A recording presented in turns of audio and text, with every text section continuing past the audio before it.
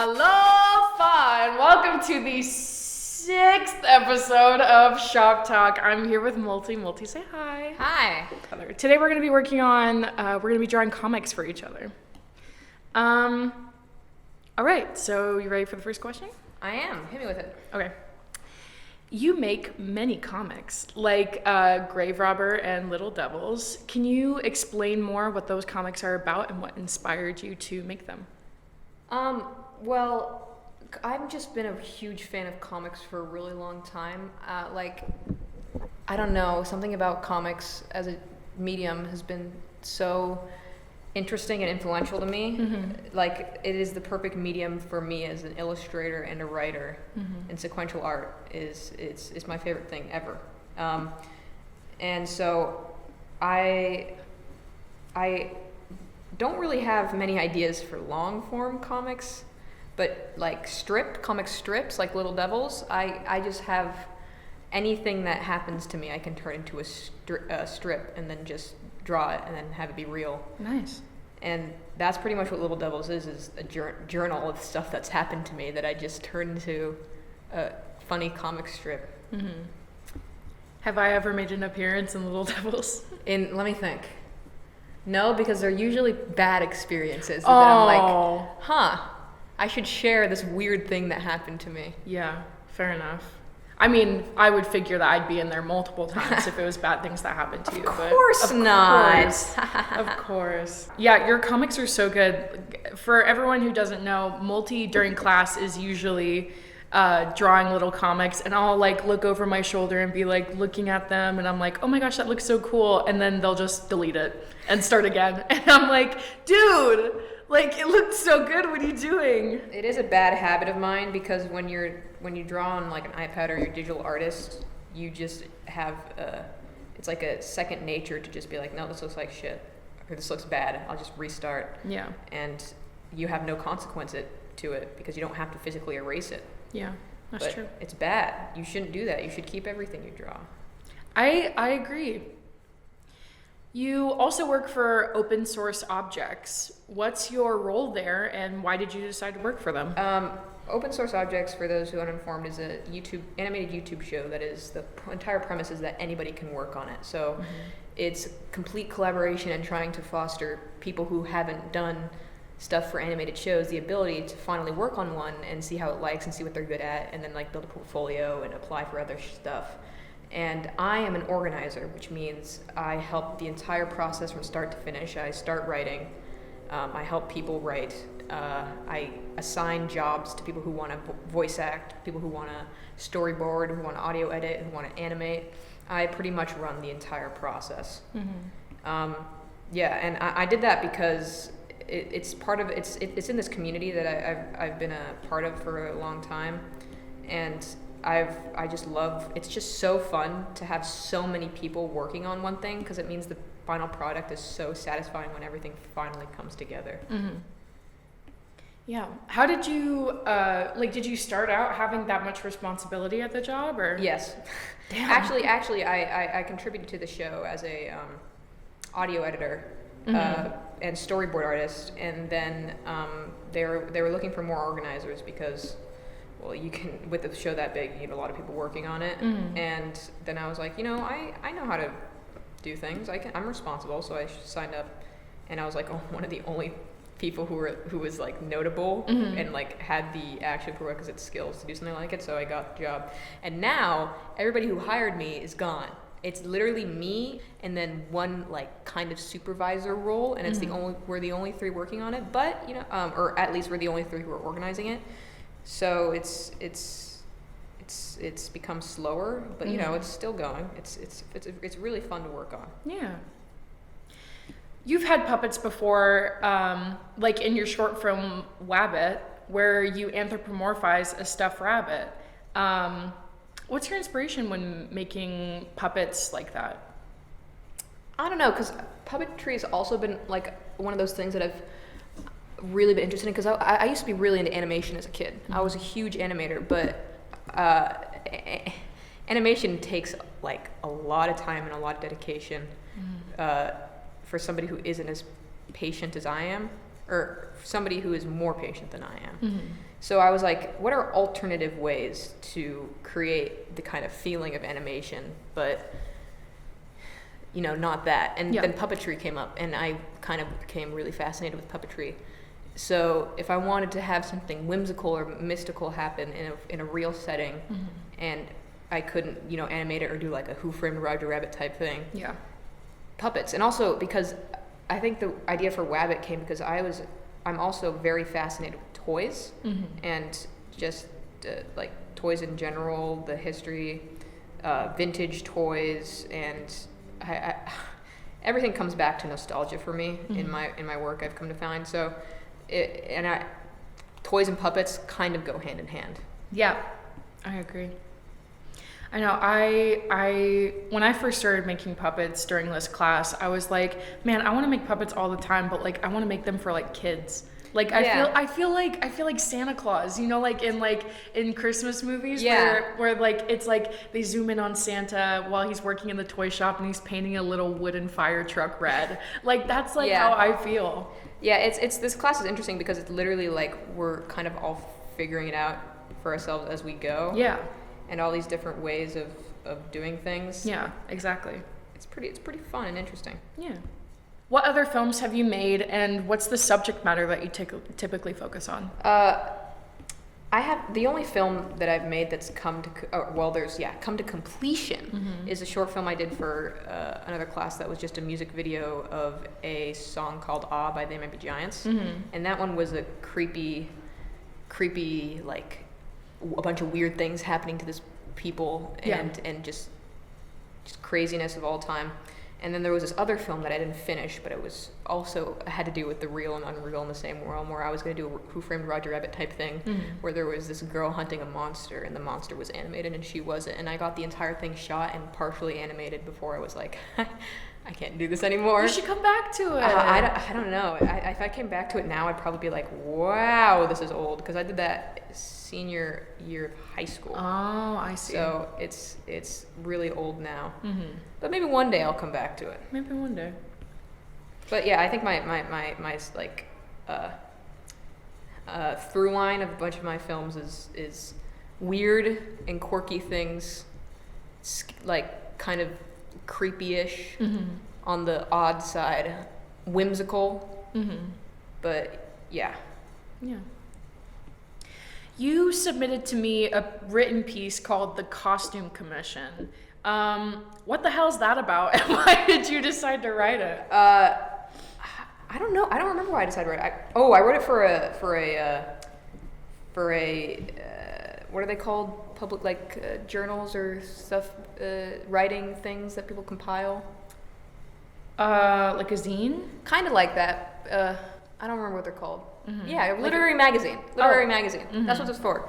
It was for a Halloween version of it, and it's this super cute story that only works as a written short story because it's literally about this being and this scientist, and this guy keeps asking the scientist to sew him this costume, mm-hmm.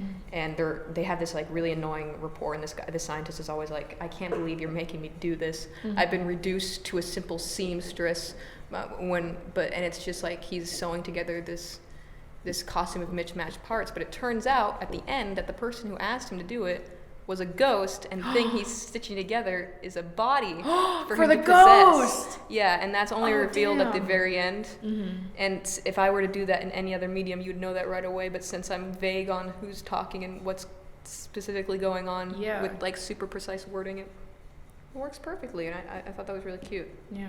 Do you like writing? Like, do you write frequently? Yeah, I used to be more into writing. I used to be very into novel writing. I have mm-hmm. 2 unfinished novels that I'm probably not gonna finish. Like, they're completely written. I just want to like polish them. Yeah. But at a certain point, I just need to move on and write something else. Yeah. But I like writing short stories, and I like writing scripts, and I like writing comic scripts a lot because I'm still thinking in the comic style and visuals.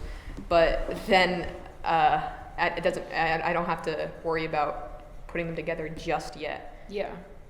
Can I tell you a secret? Sure. I am writing a YA 18 to 25-year-old fantasy sci-fi novel.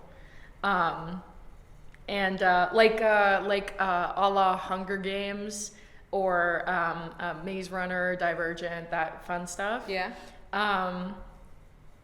And I wrote it because like I was like, there's no market for it. Like nobody's writing this stuff. People are writing that stuff. Yeah. I've come to find. But I figured I'd dip my toes into the water, and it's a lot of fun, but it's a lot of work. Oh yeah, it definitely is. This month is National Novel Writing Month. Oh, for real?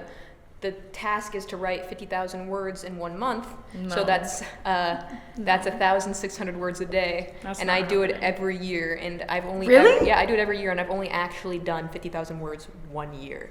Damn. And I've hacked it for comic scripts. So a comic script, I've hacked it for 4 pages of comic a day that ends at like 120 pages, which is like comics, like printed comics are usually broken up into sections of 4. So it's either 24 or 36, I think is the other bigger one. So then that allows you to do like around 3 issues, which isn't a lot, but like for a short run, it's kind of fun. And I've hacked it for screenplays, which is also 4 pages a day because 120 minutes, 2-hour screenplay. This month I'm doing a comic script and it's not doing great. I'm like okay. I'm like 3 days behind. I have to write like 12 pages to get back up to speed. You got a lot going on right now. I do have a lot going on For right now. for the podcast, for the record, for people who don't know, Multi and I every year we separately, but we both watch Over the Garden Wall, and Multi is a day late watching Over the Garden Wall. I know that one's more shameful, honestly. Yeah.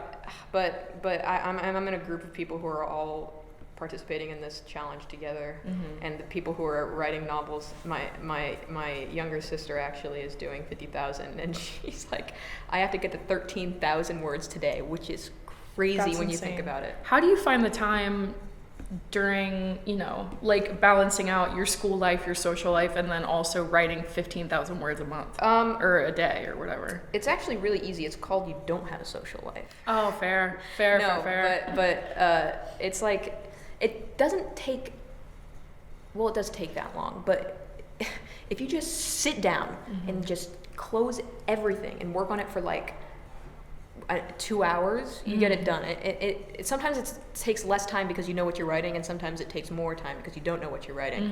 And I think the key to it is really having a good plan before the month starts, but also I know people who don't have any plan. Yeah. And they just write whatever comes to mind that day.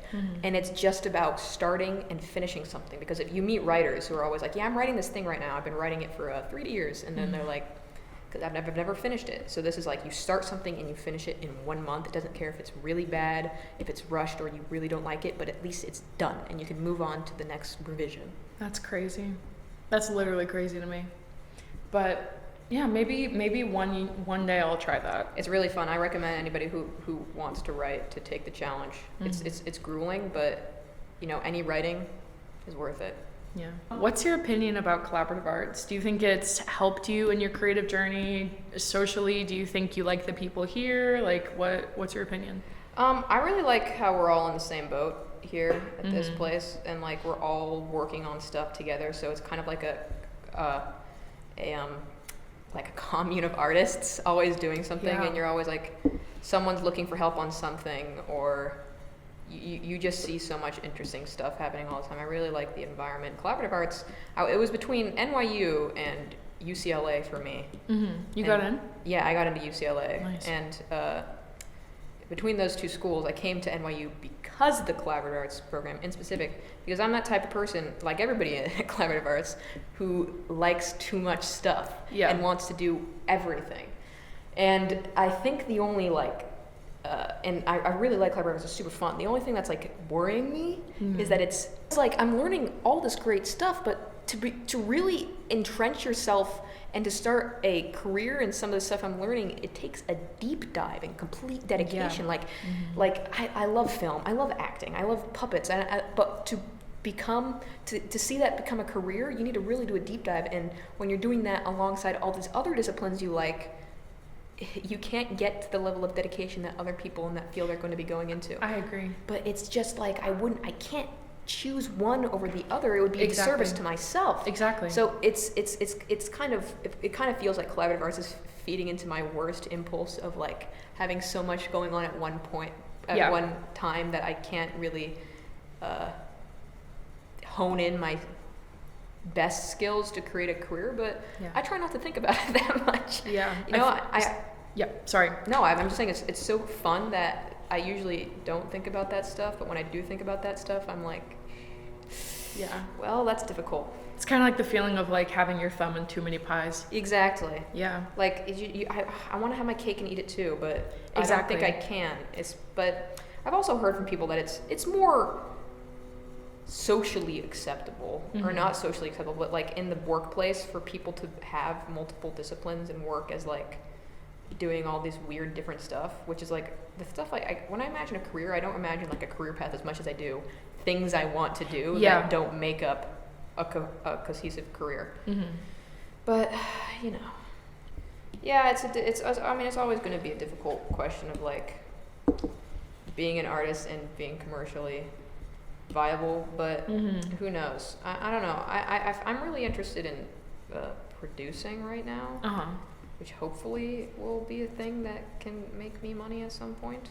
Well, there's a lot of actors in collaborative arts, and Erin, who was on last week's episode, she is really focused on being a director right now. So maybe you guys can get together and make something. Oh yeah, no, I plan on, me and Erin plan on working on something together in the future. It just has to happen. It's necessary. Yeah. I'd love to hold a boom pole for you guys or something. Yeah. I'm pretty good at boom poles. Oh, really? Yeah. All right, you're on my boom pole short list. Fuck yeah. I also can, act, but like I'm better at the boom pole. I'm okay. Better at the boom pole. Also on my acting short list. I'll keep that in mind. Great. All right, so we're nearing the end of the pod. Do you have any upcoming projects you want to shout out? Any stuff? I am actually working on a comic right now with a friend of mine. Yep. That it's going to be more of a long form. It's going to be 64 pages what's 64 divided by 2? You're asking the wrong bitch. 32. It's 32. I knew it. 32 page 2 issues for the first run we're doing right now, and it's about it's going to be a webcomic, and it's about what's that one show, The Amazing Race? It's like an Amazing Race parody type thing, and it's called Run the World. I don't know where it's going to be up. We haven't set up a website for it yet. Yeah. But when it's a thing, read it. Yeah. It'll probably be up by the end of the year. Do you have like a personal website or something? Yes. It is multiverse.art. Multiverse.art. That has a bunch of my writing up there. It has a link to all of my short films that I've done. It has a bunch of my illustration work, collage work, comic work. It has a link to Little Devils, the comic if you want to read it, and it actually has the first chapter of my novel I was talking about on there too. If you want to read that. Yeah, I'll throw that up in the episode description so people can go check that out. Yeah, cool. Yeah. All right, well, Multi, thank you so much for being on this week's episode. Thank you for having me. Yeah, everybody, I hope you have a great week, and don't forget to disappoint your father. Bye. Bye-bye. Shop talk. I hope you had fun. I hope your nose didn't run. You should tune in for next week's pod.